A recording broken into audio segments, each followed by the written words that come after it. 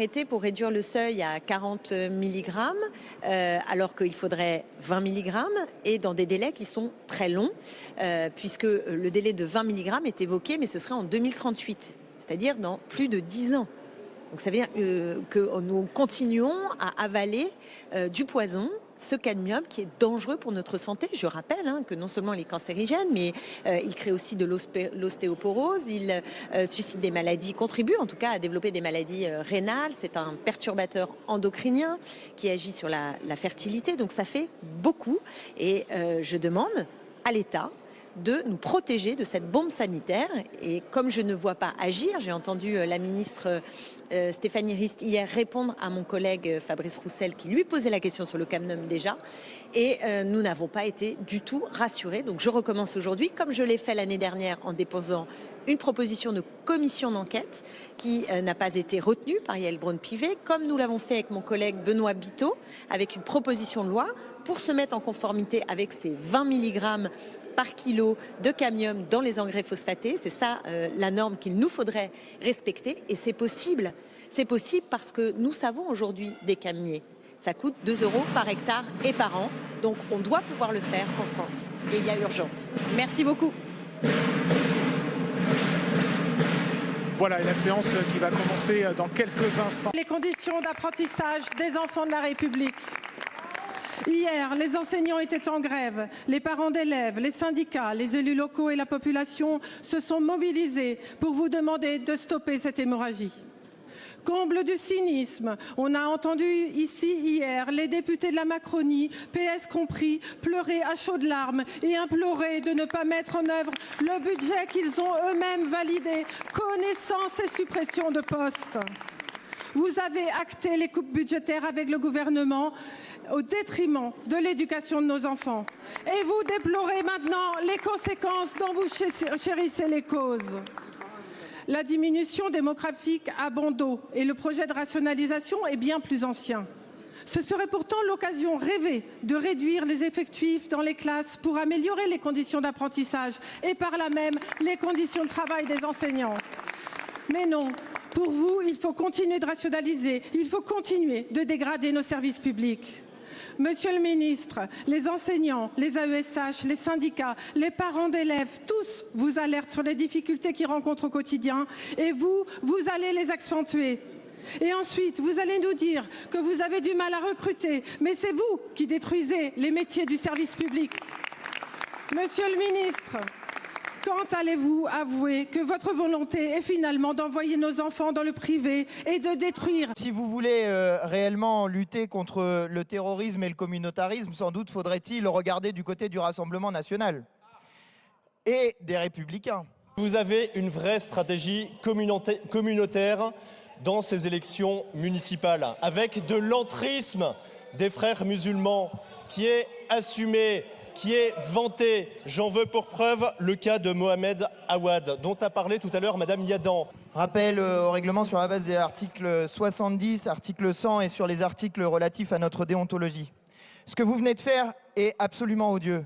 Monsieur Mohamed Awad était mon voisin d'en face de bureau, parce qu'il travaillait pour mon collègue Paul Vanier.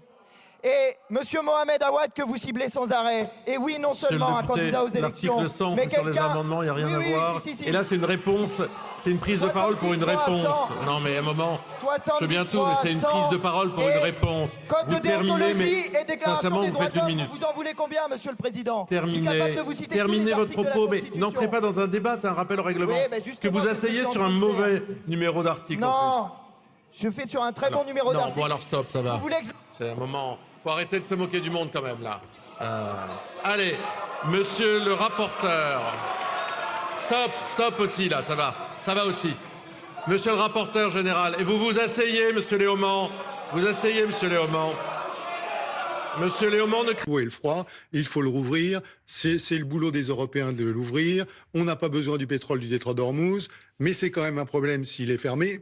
Je pense qu'il a peut-être voulu redonner un peu de clarté, en tout cas pour le moment, sur la validité de cet ultimatum lancé le 26 mars. Et donc, il nous dit aujourd'hui que cet ultimatum tient toujours et que le temps s'écoulant, il ne reste plus désormais que 48 heures ou un peu plus avant d'y parvenir.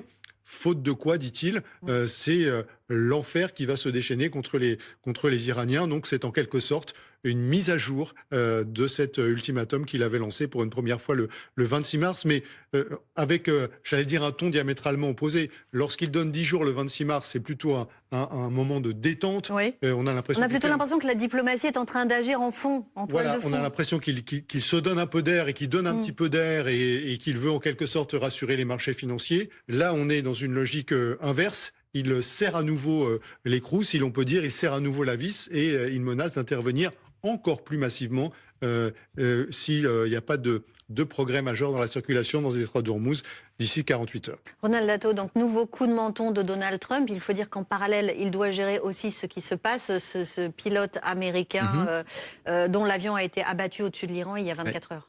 Mais comme M. Arnaud le disait tout à l'heure, quel enfer supplémentaire pourrait-il déclencher contre l'Iran et Atelier, et je suis vraiment fière. On a actuellement à la caissure du Sénat un élève du lycée Friant. Ah oui, oui, je suis que vous très avez fière. emmené dans vos bagages. Ah, mais je suis très fière.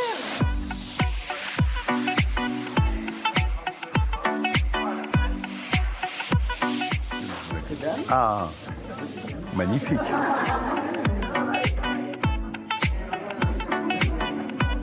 Ben moi, je la trouve fameuse, cette tarte. Et les pommes, elles sont locales? Ah oui, proviennent des vergers de Sédière. C'est une exploitation agricole qui se situe à 10-12 km de Poligny. Vous voulez pas m'y emmener? Seulement si j'ai le droit de terminer ma tarte. Oh, mais bien sûr. Oh là là, je ne vais pas vous priver de votre tarte.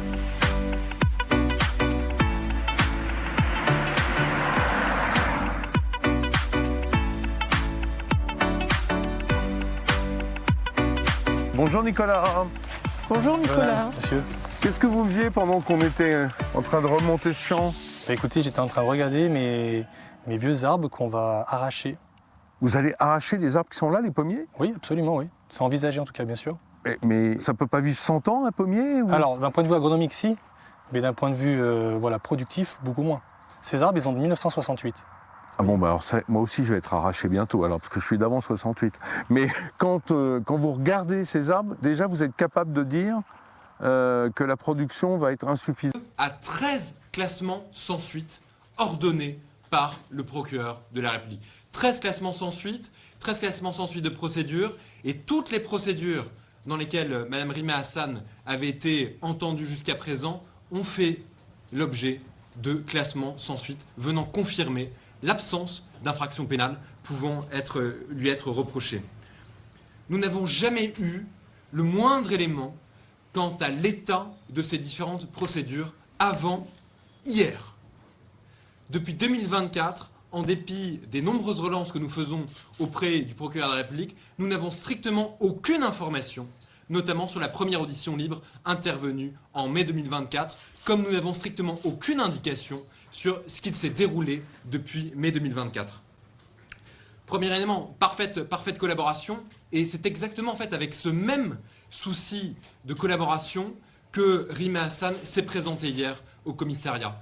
Et il y a vraiment un point qui est tout à fait central ici, c'est qu'il n'y a strictement eu aucune interpellation de Rima Hassan, et non seulement il n'y a eu aucune interpellation de Rima Hassan, mais dès le départ, nous savions qu'elle était convoquée dans le cadre d'une audition qui était une audition de garde à vue. Il n'y a eu aucune surprise du point de vue de ce qui était demandé par les enquêteurs. On n'était pas dans le cadre d'une audition libre, on était conduire notamment à ce que Rima Hassan conteste la manière dont la retranscription de ses propos a été faite par les enquêteurs au moment de sa garde à vue. Alors même que cette contestation n'est jamais survenue auparavant dans le cadre des différentes auditions libres auxquelles Mme Rima Hassan s'était prêtée. Autre élément sur le déroulement à garde à vue, c'est la supposée découverte d'éléments assimilés à des stupéfiants. Ici, plusieurs points. Déjà, je l'ai dit en introduction, Mme Rima Hassan savait parfaitement qu'elle allait faire l'objet d'une fouille et parfaitement faire l'objet d'un inventaire. Et personne, évidemment, ne peut penser que si jamais il y avait eu la moindre drogue, et de toute façon, il n'y en aurait pas eu parce que Rima Hassan n'en consomme pas, elle serait venue devant les services enquêteurs avec une valise contenant de la drogue. Je veux dire, à un moment donné, il faut je veux dire, être là aussi de bonne foi dans l'approche et dans la réalité de ce qui s'est passé. Il n'y a eu strictement aucune dissimulation, et évidemment que nous savions qu'il y allait y avoir un inventaire. Sur cette question de l'inventaire, nous verrons en fonction de la suite de la procédure, parce que nous considérons qu'elle devra faire l'objet d'un classement sans suite. Mais nous observons à ce stade simplement que cet inventaire n'a pas été réalisé de façon immédiate. Nous réservons par conséquent la possibilité de contester les conditions dans lesquelles il s'est déroulé, et nous observons également qu'au moment où les différents objets qui sont dans la valise de Rima Hassan sont sortis de cette valise est déjà ouverte. Sachant, encore une fois, je le rappelle, que cet inventaire n'est pas survenu de façon immédiate après le placement en garde à vue de Rima Hassan, et qui s'est écoulé des dizaines de minutes, si ce n'est plus d'une heure, entre le moment de la notification des droits et le moment où cette valise va être ouverte. Moment, encore une fois, où en fait, nous n'avons plus aucune visibilité sur cette valise, plus aucune visibilité sur ce qui peut en être fait. Il va être fait le choix d'ouvrir cette valise. Bonsoir à tout le monde.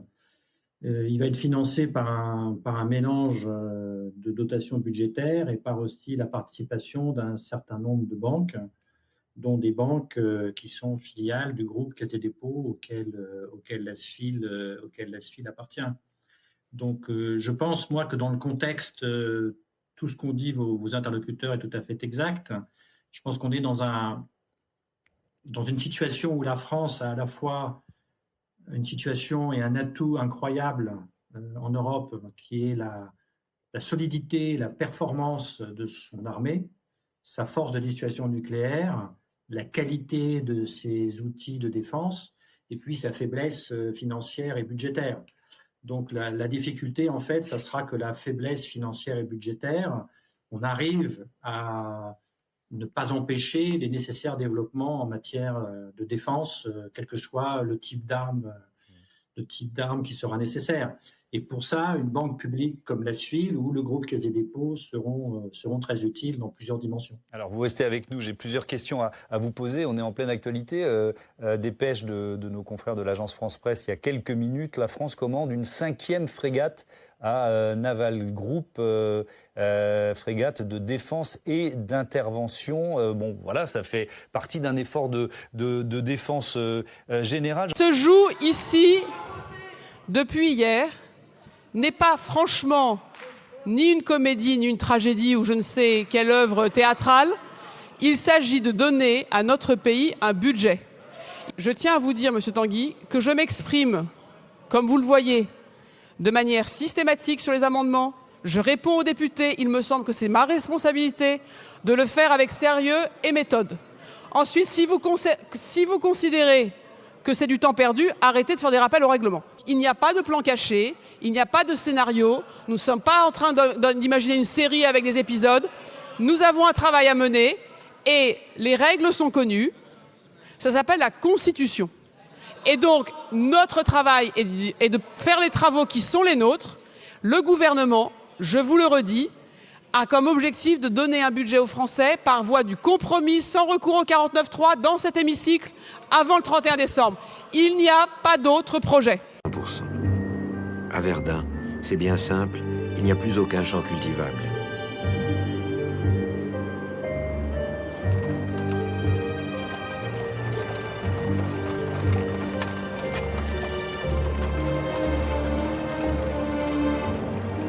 Les troupes réquisitionnées pour déblayer Noyon, dans l'Oise, découvrent une ville fantôme.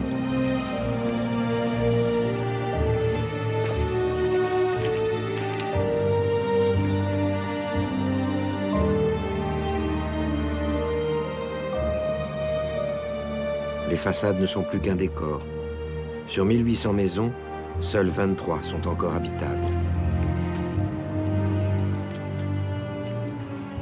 Un des premiers journalistes autorisés à pénétrer dans la ville, Édouard Elzey, est sidéré par ce spectacle. il écrit dans son journal « Noyon est une ville morte ».